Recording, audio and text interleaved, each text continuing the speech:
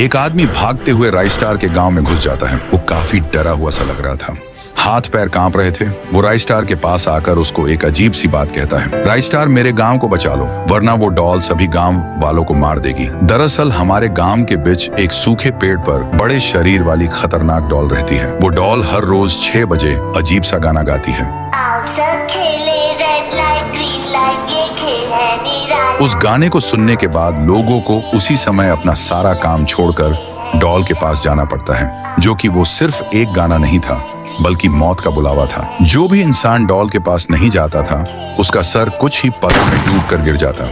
वह डॉल सभी गांव के लोगों से एक गेम खिलवाती है। ग्रीन लाइट बोलने पर हमको भागना होता है और रेड लाइन बोलने पर रुकना पड़ता है। जो भी नहीं रुकता वो मारा जाता। जिंदा बचने के लिए टाइम से एक लाइन पार करनी होती है और गांव से कोई भाग नहीं सकता। मैं तुम्हारे गांव में बड़ी मुश्किल से आया हूँ। गन चुरा के मैंने डॉल के बॉडीगार्ड को मारा और बड़ा दरवाजा पार करके तुम्हारे गांव आया, इस आस में कि राइस्टार हमारी मदद कर सकता है। इस आदमी की बात सुनकर राइस्टार के रोंगटे खड़े हो गए, पर फिर भी वो गांव की मदद करने के लिए राजी हो गया। फिर क्या था, राइस्टार तुरंत डॉल के सामने आ पहुंचा और पेपर पेंसिल निकाल के पेपर पर डॉल का चित्र बनाता है।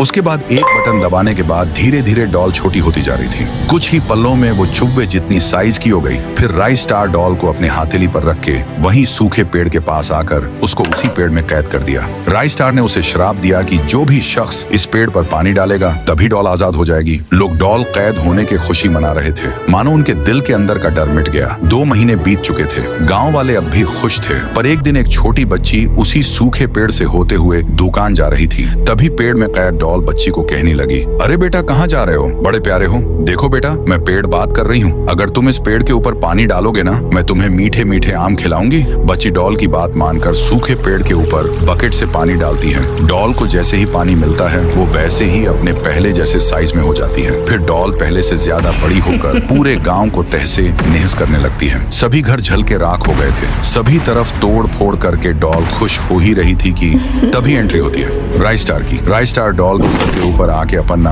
पावरफुल भाले को निकालता है और उसके सर में घुसा देता है। डॉल के बदन में आजू बाजू से 2 हिस्से हो जाते हैं।